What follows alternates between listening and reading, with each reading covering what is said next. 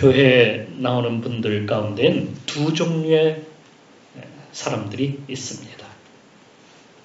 종교인과 신앙인이라고 이렇게 부르는 사람들입니다. 전에 한 성도의 집에 신방하게 되었는데요. 아주 예쁘게 생긴 애완견이 뛰어나와서 꼬리를 흔들면서 어쩔 줄을 몰라 하는 거예요. 그래서 그 강아지가 너무 귀여워가지고 덥석 안아줬더니 이번에는 그 혀로다가 제 얼굴을 막 핥고 막 온몸을 막 비틀면서 너무너무 좋아하는 거예요. 그 성도는 자신이 기르는 푸들이 시간 가는 줄 모르게 재롱을 부르고 또 재미를 주고 사람만 보면 꼬리를 치고 그렇게 좋아하면서 따라다닌다는 거예요. 그런데 거실로 들어서자 이 소파가 다 찢겨지고 또 장에는 발톱 자국이 심하게 나 있는 거예요. 강아지와 함께 털이 많은 고양이를 키우는데 그게 고양이가 만들어 놓은 자국이라는 겁니다. 키우는 화분의 그 나무들도 그 이파리를 갖다가 다 뜯어놓기도 하고 가끔은 밖에 나가서 쥐를 잡아다가 머리 없는 몸통만 남은 쥐를 갖다가 현관 앞에다가 갖다 두기도 한다는 거예요. 그래서 지금 목사님이 오신다고 해서 말썽을 피울까봐 가둬두었다는 거예요. 그래서 제가 그럼 그 고양이 없애버리지 그러세요 하고 했더니 목사님 조용하세요. 고양이가 들어요. 고양이가 아주 영특해요. 이러는 거예요. 고양이는 사람들이 자기에게 먹이를 먹여주기도 하고 사랑해주기도 하고 따뜻한 잠자리를 제공해주기도 하고 쓰다듬어 주기도 하고 하니까 마치 자기가 주인인 양 이렇게 착각하고 산다는 거예요. 그래서 서운한 마음이 있으면 이 고양이는 온통 소파도 그냥 갉아놓고 또 장도 막 긁어놓고 막 그런다. 그러니까 항상 고양이는 서운한 마음으로 살아간다는 거예요. 교회 안에도 이런 고양이 같은 성도가 있다는 거예요. 그런데 그러한 고양이 같은 성도를 종교인이라고 이렇게 말할 수 있습니다. 강아지는 사람들이 자기를 먹여주고 사랑해주고 따뜻한 잠자리를 제공해주고 쓰다듬어주고 하니까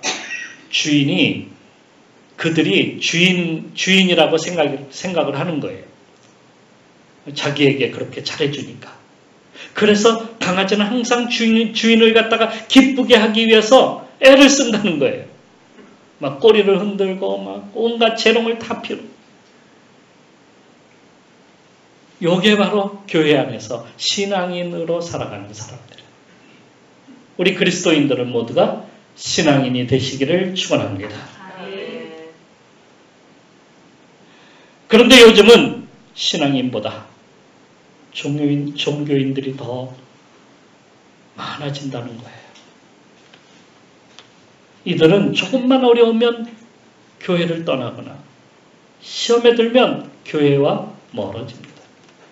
그래서 이들을 뭐라고 부르냐면 가나안 성도라고 이렇게 부릅니다. 가나안 성도는 가난한 성도가 아니라요.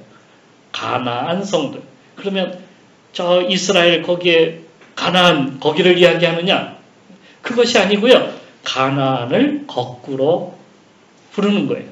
안나가 성도. 명목상 교인. 뭐 이렇게 부르기도 합니다. 이름만 교인. 그러니까 교회에서 숫자를 제적 인원을 셀 때에 나왔던 성도들을 갖다가 제적시킬 수가 없으니까 그런 성도까지 이름을 다 집어넣는 거예요. 그러니까 명목상 교인이 되는 거예요. 이들은 교회 밖으로 나가서 자기만의 신앙생활을 하려고 해요. 한마디로 우리 예전에 나일론 신자라고 이렇게 말을 합니다. 미국의 조셉 마테라고 하는 목사는 이들의 특징에 대하여 하나님보다 사람들의 시선을 더 의식하며 성령에 이끌리지 않고 돈에 이끌린다. 예배에 참석하는 목적이 교제 때문이고 하나님의 뜻을 먼저 생각하지 않고 중요한 결정을 스스로 한다. 하나님을 추구하는 삶을 살지 않는다. 라는 신앙적 태도를 지녔다고 합니다. 이러한 가나안 성도가 우리나라에는 이 코로나 사태 이전에는 한 10% 정도로 보았어요. 한 100만 명 이렇게 생각했는데요. 코로나 이후에는 그게 급속도로 늘어나요. 몇 퍼센트인지 모르겠어요. 30% 이상 된다 그래요. 처음 신앙생활을 시작했을 때는 구원의 기쁨을 가지고 있었고 은혜를 맛보며 살아왔습니다마는 더 이상 변화가 되지 못하고 살다가 거기에 그냥 머무르고 마는 그러한 사람들입니다. 예수님께서도 씨 뿌리는 비유에서도 그런 말씀을 하셨어요. 돌밭에 뿌려진 씨가 있는데 돌밭에 뿌려진 씨는 싹이 나지만은 더 이상 자라지 못해요. 뿌리가 깊지를 못해요. 왜냐하면 돌밭이니까. 그래서 해가 나고 바람이 불고 하면 말라서 죽어버린다. 왜 이렇게 됐을까? 구원받은 은혜와 기쁨을 계속 누리는 신앙인으로 살지 못하고 넘어지는 이유는 어디에 있을까? 모세가 40년 동안 이집트의 왕자가 되어서 살면서 이집트의 학문, 군사, 경제, 철학, 종교 그런 걸 다 섭렵했어요. 40년을 살았어요. 자기 몸에 완전히 밴 거죠. 최고의 권위자예요. 하지만 그가 어느 순간부터 히브리인인 것을 알고 이제부터는 내가 히브리인으로 살겠다 이렇게 생각을 하고 거기서 나오게 돼요. 그러다가 그만 이집트 왕자처럼 오히려 감독관을 갖다가 이집트의 감독관을 갖다가 들여서 작업장에서 쳐 죽였어요. 그러니까 이게 무슨 말이냐면 히브리인으로 살게 되면은 모든 것을 다 내려놔야 되는데 뭐가 되냐면 왕자가 된 거예요. 아직도 왕자처럼 행동하는 거예요. 그러니까 조금만 화가 나고 분한 일이 있으면 자기가 누군데 내가 누군데 이렇게 나오는 것 아닙니까? 그래서 감독관을 갖다가 쳐 죽인 거예요. 히브리인으로 살고자 했지만 행동과 습관은 아직도 이집트 왕자처럼 사는 거예요. 그러니까 중간에 끼인 상태 그런 거 있죠. 중간에 끼인 상태가 되었어요. 히브리인도 아니고 이집트인도 아니에요. 그가 광야로 도망친 것은 무엇 때문입니까? 자기가 알고 보니까 히브리인도 아니고 이집트인도 아니야. 그러니까 어떻게 살아야 될 줄 모르는 거예요. 무명인 삶을 또 40년을 그렇게 살게 되었다는 말씀이에요. 마치 라오디게아 교회를 향해서 주님께서 책망을 하시는데 어떤 책망을 하시냐면 너희가 차지도 아니하고 더욱지도 아니하면 이게 뭐예요? 차거나 덥거나 해야 되잖아요. 근데 차지도 아니하고 덥지도 아니하면 내가 토하여 내치리라. 분명하게 택하란 얘기예요. 중간이 없다는 거예요. 중간지대가. 우리 신앙생활을 하면서 넘어지는 이유는 어디냐면 내가 교회에 나왔는데 다 된 줄 알았어요. 다 된 게 아니에요. 내 몸은 교회에 와 있는데 마음은 어디에 가 있는 거야? 아직도 세상에 가 있는 거예요. 그러니까 중간지대에 껴 있는 거예요. 성도들의 고민은 항상 거기에 있어요. 한 발은 세상에 담그고 한 발은 교회에 담그고 있는 거예요. 그리스도인들이 이런 신앙생활을 하고 있는 거예요. 중간에 끼어있다. 중간에 끼어 이런 신앙생활을 하는 사람을 바리새인처럼 행동하는 위선적 그리스도인. 그래서 우리는 그런 이야기를 많이 너무 위선적이라는 거예요. 교인들이. 그런 얘기 많이 듣잖아요. 왜 그러겠어요? 중간에 끼어있었어. 이러지도 못하고 저러지도 못하고 하는 그런 상태. 그러니 무슨 힘이 있겠어요? 무슨 기적 같은 일이 거기에 일어나겠습니까? 분명해야 된다는 얘기예요. 그래서 하나님께서 모세에게 나중에 너의 발에 신을 벗어라.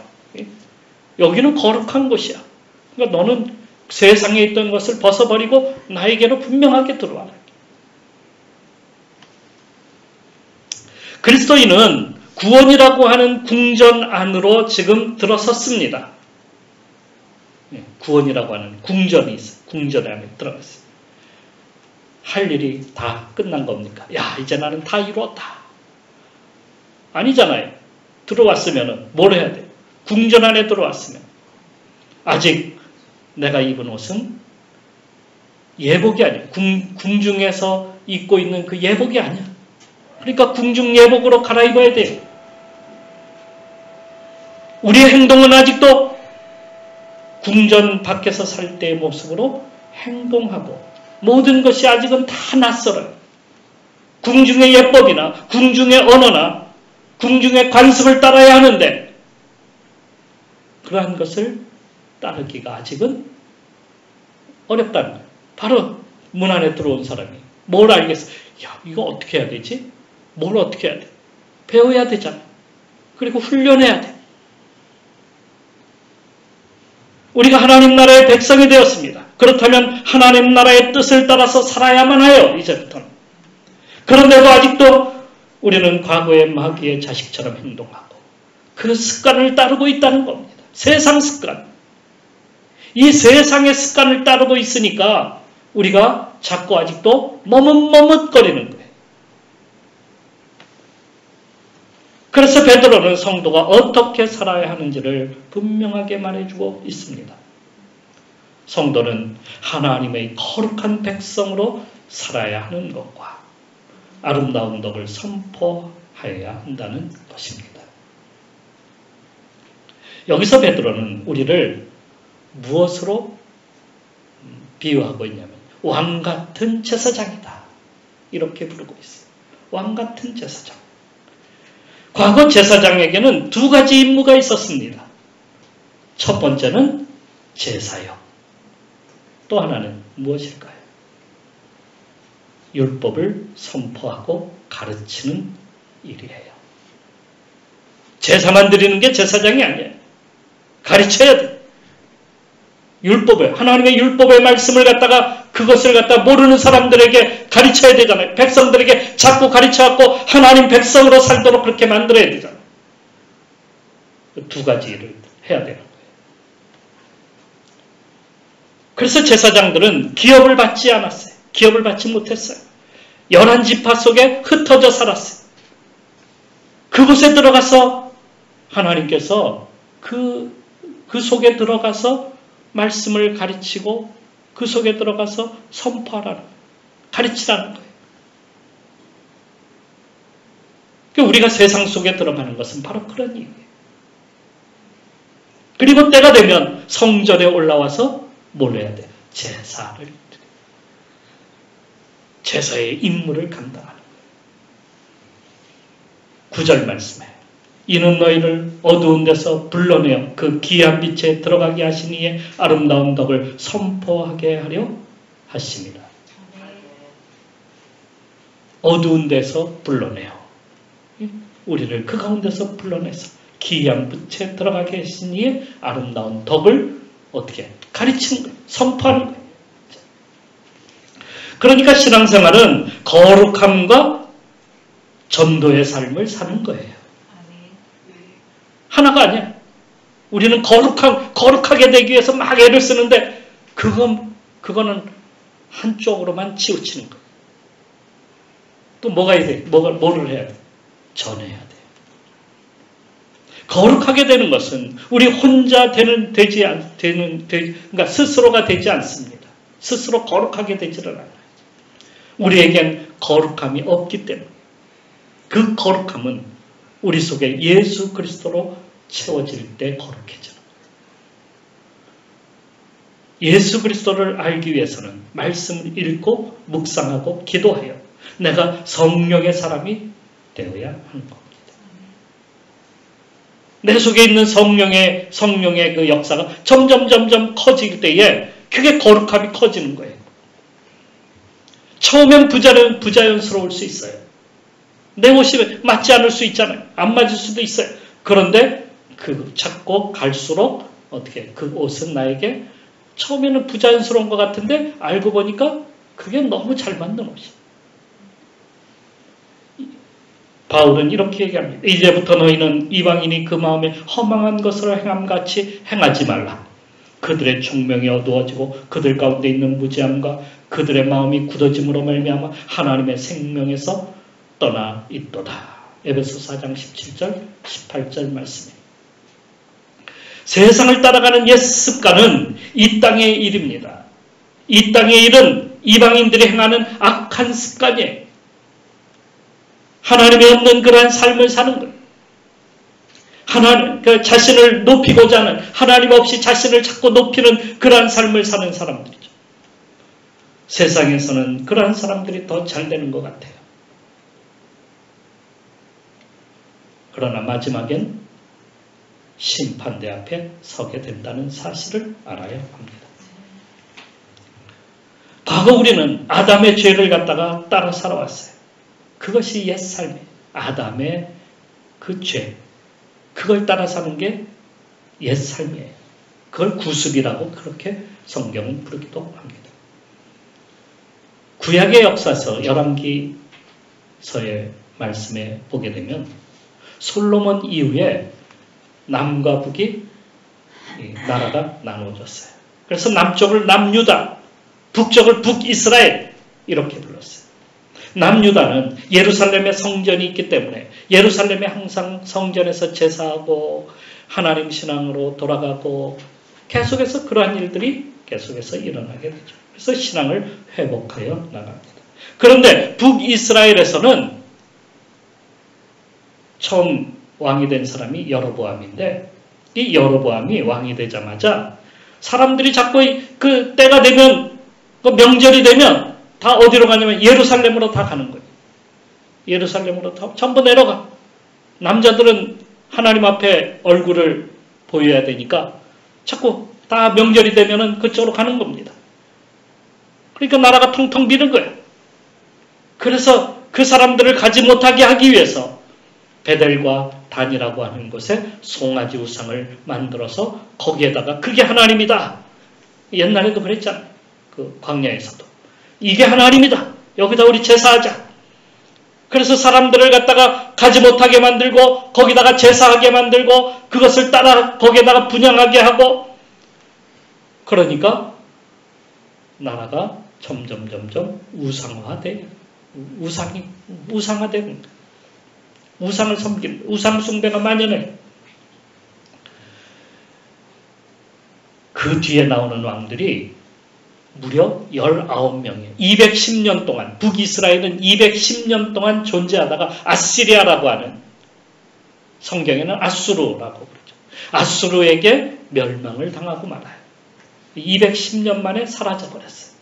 그리고 거기에 그 백성들은 다 대부분 끌려 포로가 되어서 저 어디론가 다 끌려갔어요. 아수르 지역에 점령한 나라들에게 다 뿌려놓았어요.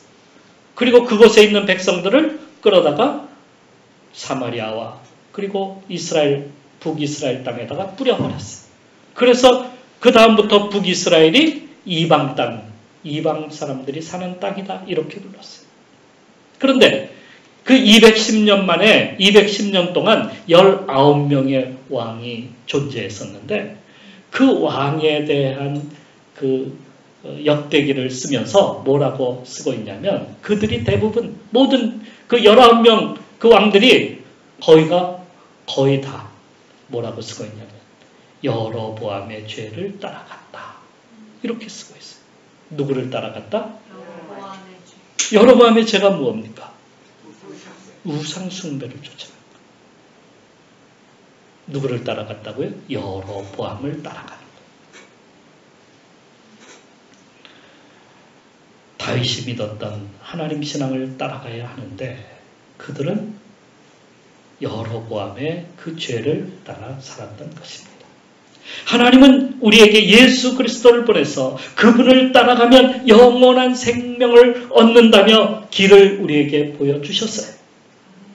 그래서 우리가 이제는 아담을 따라가는 것이 아니라 아담을 따라가면 어디로 가야 돼요? 심판대 앞에 멸망으로 가는 죽음과 예수 그리스도를 따라가는 거예요. 생명이신 예수 그리스도. 그분을 따라가도록 하나님께서 예수 그리스도를 우리에게 보내주신 거예요. 한 사람의 죄로 범죄로 말미암아 사망이 그 한 사람을 통하여 왕노릇한 즉 다 따라갔다는 거예요. 그죠? 더욱 은혜와 의의 선물을 넘치게 받은 자들은 한 분 예수 그리스도를 통하여 생명 안에서 왕노릇하리로다. 이제는 누구를 따라가는 거예요? 예수 그리스도를 따라가는 거예요. 그분을 따르면 성공하는 거예요. 그분을 따르면 우리가 길이 열리는 거예요. 어떤 길? 생명의 길이 열리는 거예요. 생명의 길이. 그분을 따르면 우리가 구원의 길이 열리는 거예요. 그러면 성공하는 것이죠. 그분을 따르면 놀라운 일이 일어나는 거예요. 그분을 따라가시기를 축원합니다. 그러기에 우리는 여기에 2장 11절 말씀처럼 영혼을 거슬러 싸우는 육체의 정욕을 제어하라. 여기 말씀처럼 세속의 행실을 끊고 주님을 따라가야 한다는 겁니다. 로마서에서도 너희가 육신대로 살면 반드시 죽을 것이로되 영으로서 몸의 행실을 죽이면 살리니 무릇 하나님의 영으로 인도함을 받은 사람은 곧 하나님의 아들이라. 성령을 따라 살아가는 그러면 되는 거예요.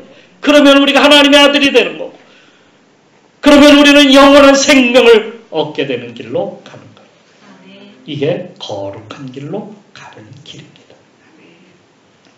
우리가 거룩하기 위해서 날마다 죄악과 싸우고 옛 행실을 제어하기 위해서 투쟁하는 것으로 신앙생활이 그러면 끝이냐? 그렇지 않습니다.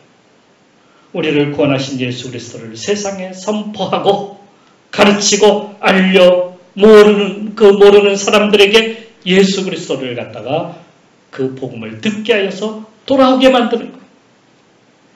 그 제사장의 두 번째 사명 가르치고 선포하는 것. 이것을 해야 돼요.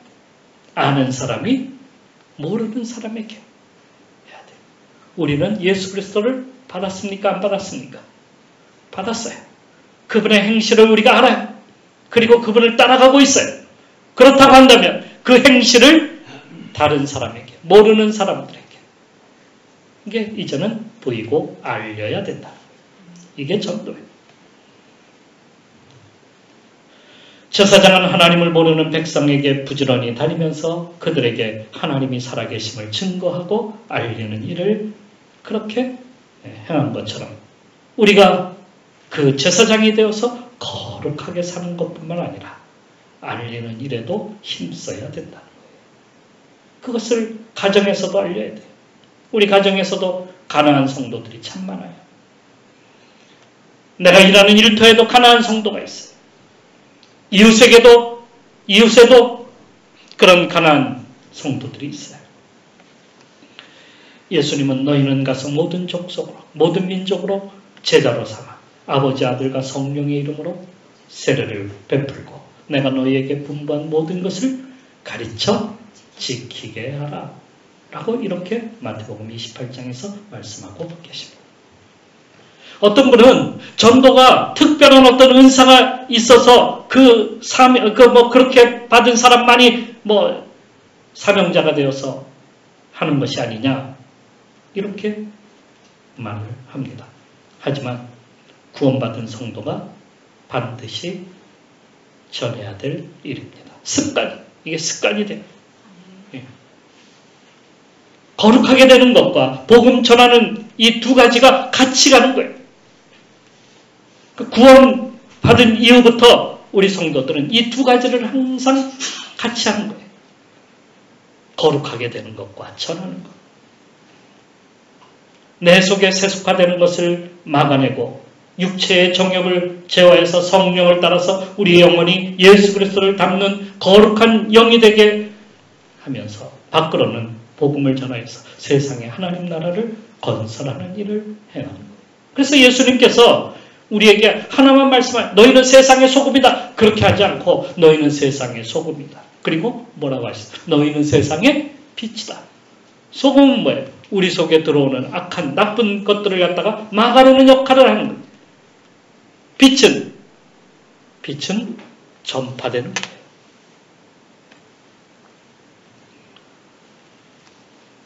어둠을 몰아내는 거예요. 힘의 법칙에는 구심력과 원심력이라는 것이 있습니다. 구심력은 내적 힘이고 원심력은 외적 힘이에요.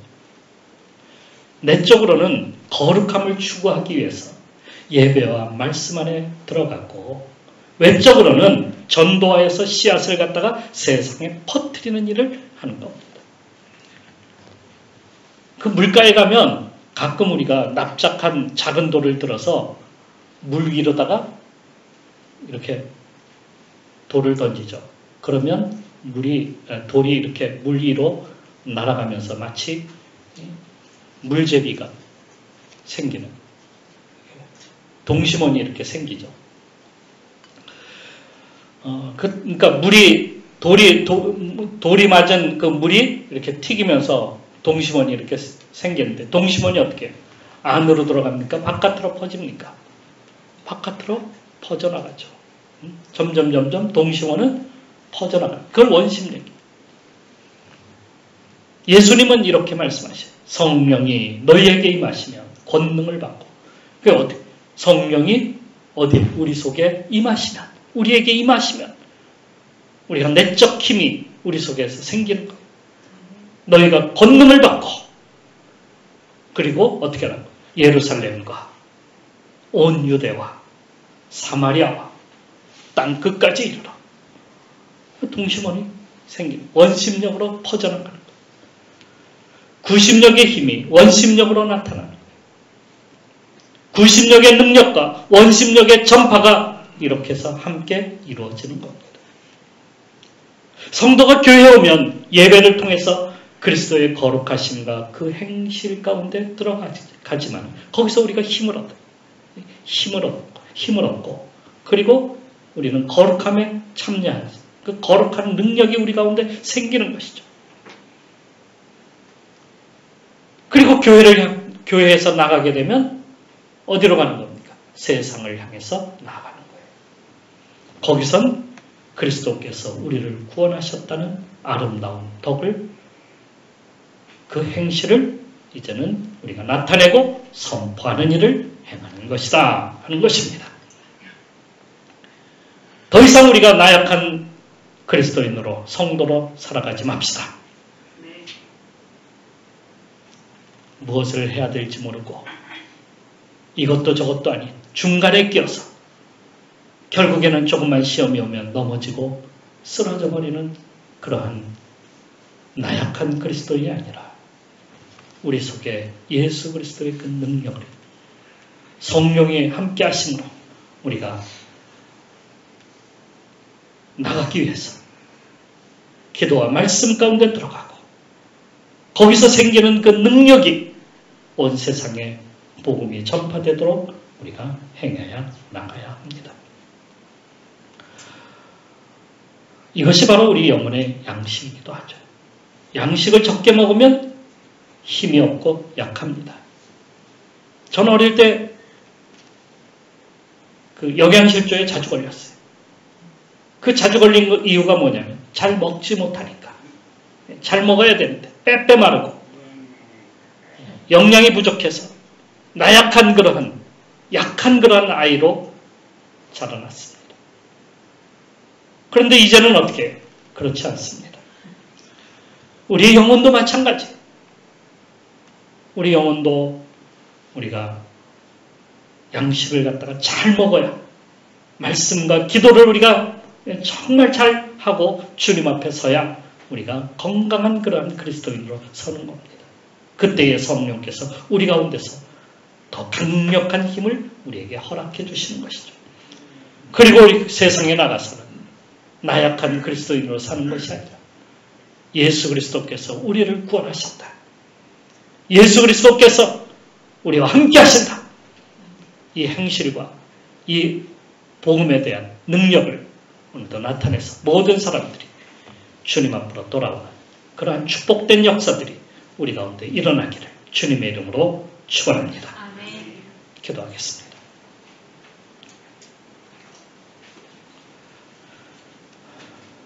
왜 우리는 교회 다니는데도 삶이 힘들고 어려울까요? 하나님은 왜 나를 돕지 않으시는 걸까요? 하지만 그렇지 않습니다. 내 속에 욕망 덩어리가 가득하고 내 속에 세상의 것으로 채워 있기 때문에 주님이 들어오실 자리가 없는 것 아닙니까? 이제 내 영혼에 예수 그리스도로 채워갑시다.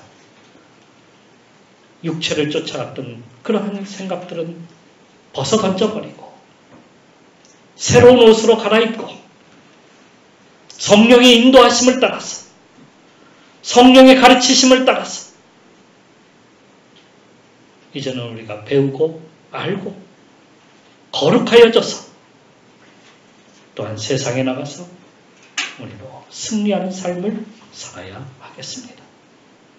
그러한 은혜가 넘치길 위해서 오늘도 우리가 주여 나에게도 그러한 육체의 것들을 벗어던지고 하나님 나라로 덧입게 하여 주시고 예수 그리스도로 덧입게 하시고 성령을 따라서 오늘도 살아갈 수 있도록 도와주옵소서. 오늘 이 시간 기도하면서 오늘도 나가도록 하겠습니다. 우리 같이 기도합시다.